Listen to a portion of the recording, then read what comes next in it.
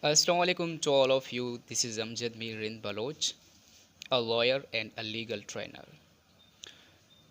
तो व्यूअर्स आज हम मुस्लिम मैरिज के बारे में डिस्कस करने वाले हैं. Every Muslim, every Muhammadan living on this planet must need to understand what actually the marriage mean. हर मुसलमान को ये जानना बहुत ही ज़रूरी है कि what actually the Muslim marriage is.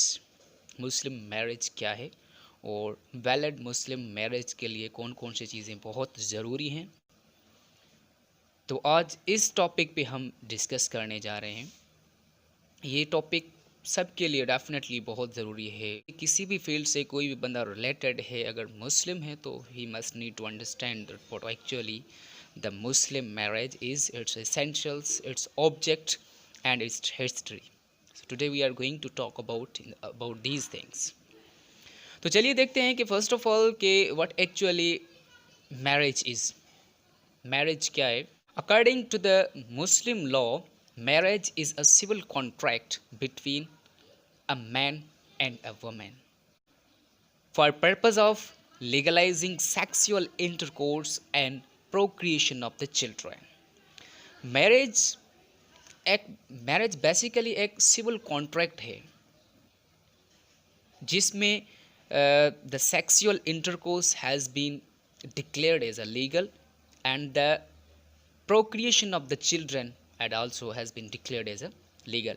Marriage में मतलब कि ये जो सेक्सुअल इंटरकोर्स होता है उसको एज अ लीगल डिक्लेयर किया गया है, और जो भी बच्चों की बर्थ होती है या भी जो भी बच्चा होता है उनके थ्रू जो भी बच्चा होता है उसको लीगल स्टेटस देने के लिए इन द सोसाइटी, तो ये मैरिज का काम.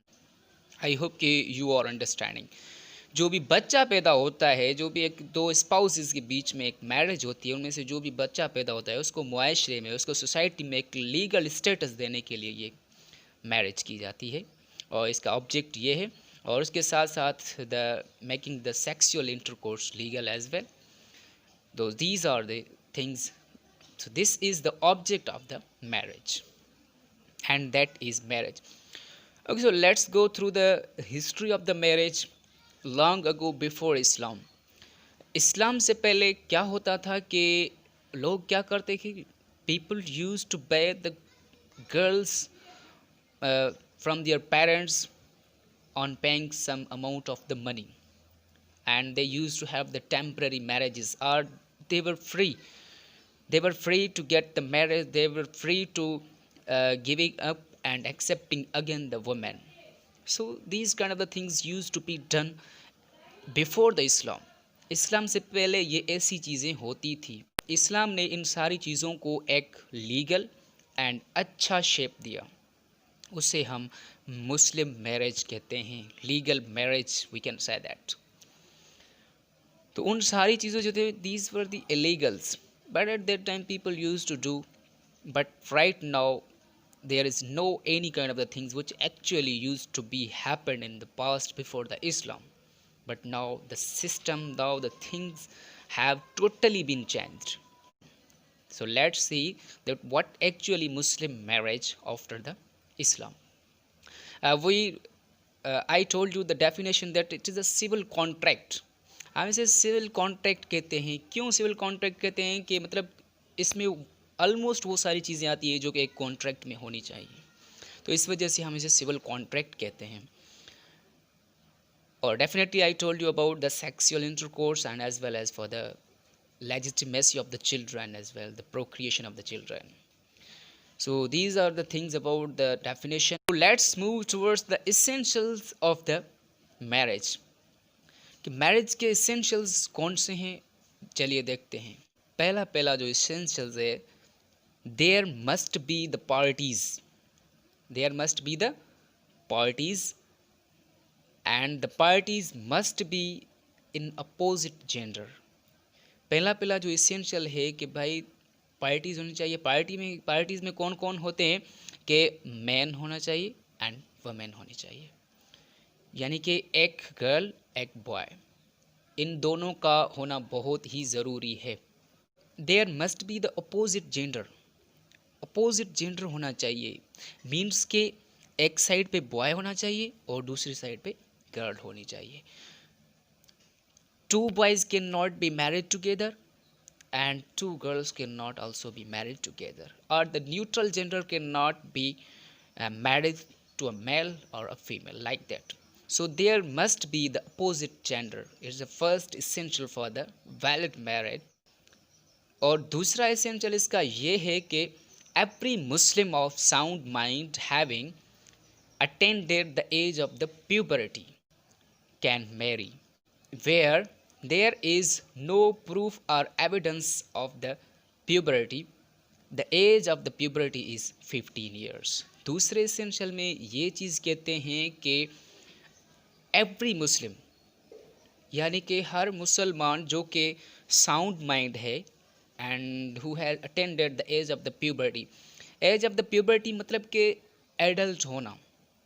अगर एक मुसलमान है और वो एडल्ट भी है, जवान भी है, तो वो मैरिज कर सकता है. अगर puberty, age of the puberty के कोई विटनेसेस या प्रूफ्स नहीं मिले हैं तो ये अज्यूम किया जाएगा कि the age of the maturity यानी कि प्यूबर्टी की एज जो है वो 15 इयर्स तक है इन मुस्लिम मैरिज. तो ये चीज़ अज्यूम की जाएगी. अगर कोई भी विटनेस या एविडेंस नहीं मिलती कि भाई दिस पर्सन, दिस शी और he has attended the age of the puberty, then shall be assumed that the age of the puberty is 15 years. Now this is the second essential elements for the valid marriage.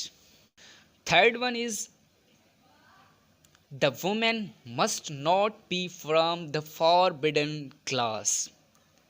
तीसरा essential ये है कि जिस women से किसी की शादी हो रही है, मैरिज हो रही है, वो उन क्लासेस में बिल्कुल भी नहीं होनी चाहिए जिनके लिए हमें प्रोहिबिट किया गया है कि आप इनसे मैरिजेस नहीं कर सकते.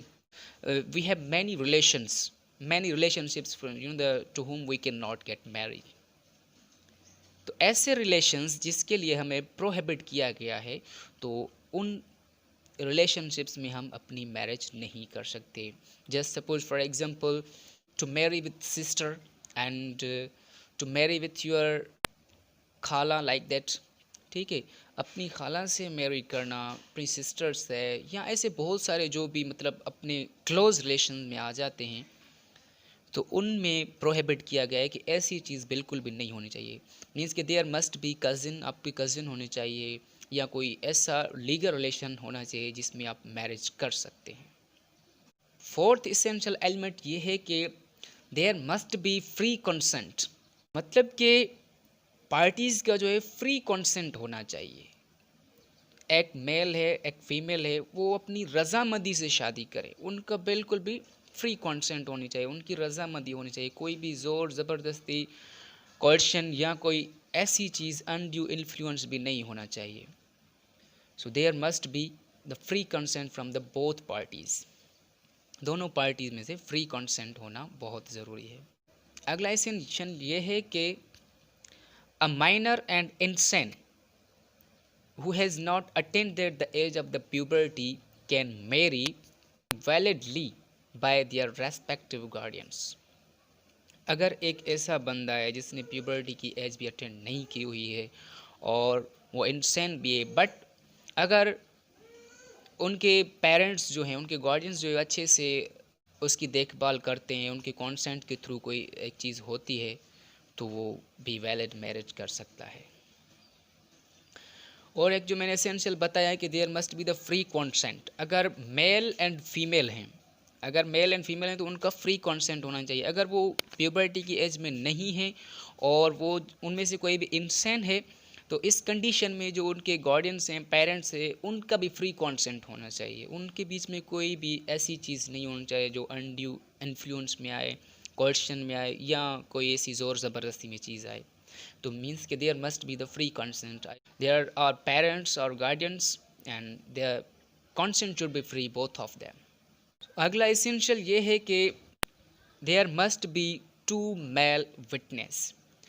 मैरिज के लिए क्या होता है कि 2 मेल विटनेस होने का 2 मेल विटनेस होने ज़रूरी हैं। अगर 2 मेल विटनेस नहीं है, 1 मेल एंड 2 फीमेल विटनेस, ठीक है। अगर 2 मेल अवेलेबल नहीं है तो इस कंडीशन में 1 मेल एंड 2 फीमेल मिलके ये एविडेंस दे सकते हैं। 1 male and 2 female can be witness. और जो विटनेस हैं वो साउंड माइंड होने चाहिए, एडल्ट होने चाहिए एंड मुस्लिम होनी चाहिए। ये कंडीशंस इनके लिए बहुत ज़रूरी हैं। और वो जो विटनेस हैं वो during the hearing of the निकाह, यानी कि मैरिज के वक्त ऑफर एंड एक्सेप्टेंस के ड्यूरिंग वो मौजूद होने चाहिए। उनके सामने ये ऑफ़र एंड एक्सेप्टेंस होनी चाहिए, तब भी जाके ये एबल होंगे कि वो विटनेस बन सकते हैं। और द बहुत ही इसेंशियल इम्पोर्टेंट इसेंशियल ये है कि there must be offer and acceptance, or we can say that there must be proposal and acceptance. proposal हम कहते हैं कि इजाब, और acceptance हम कहते हैं कबूल। जब एक इजाब होगा और उसकी कबूलियत होगी तब जाके ये एक वैलिड मैरिज हो जाएगी। और इसका आगे वाला एसेंशियल ये है कि neither writing nor any religious ceremony is needed. जब भी कोई निकाह होता है तो उसके लिए किसी भी राइटिंग यानी कि रिटन फॉर्म के लिए कुछ लिखना, या जो निकाह की सेरेमनीज ईटीसी लाइक होते हैं, कोई रिलीजियस लाइक दैट, अगर ये ना भी करेंगे तब भी वैलिड निकाह हो जाएगा। वैलिड निकाह के लिए बस ये चीज़ें बहुत ज़रूरी हैं कि ऑफ़र, एक्सेप्टेंस, और ये जो आपको प्रीवियस मैंने बताया कि विटनेस होने चाहिए, फ्री कॉन्सेंट लाइक दैट। कि निकाह सेरेमनी में मतलब ये ऐसी चीज़ें ना होनी चाहिए, कोई रिलीजियस सेरेमनी करना या कोई दूसरी ट्रेडिशनल सेरेमनी करना। अगर ये ना भी करेंगे तब भी ये वैलिड निकाह कंसिडर्ड किया जाएगा और it shall be considered as the valid marriage. So these are the some essentials for the valid Muslim marriage. I hope कि you would have understood it. If there is any kind of the question regarding this topic, you may ask. And आज हमने मुस्लिम marriage के बारे में discuss किया कि मुस्लिम marriage क्या है, उसके ऑब्जेक्ट यानी उसके एसेंशियल्स क्या हैं। अब आगे हम इसके टाइप्स, इसके काइंड्स को डिफ़ाइन करेंगे और जो भी फर्दर चीज़ें इसमें ऐड करनी होगी तो उन पे भी हम वीडियोस बनाएंगे। तो stay in touch, subscribe our channel and keep watching and kindly share your feedback. Thank you very much. Inshallah we'll be meeting again in next videos. Allah Hafiz.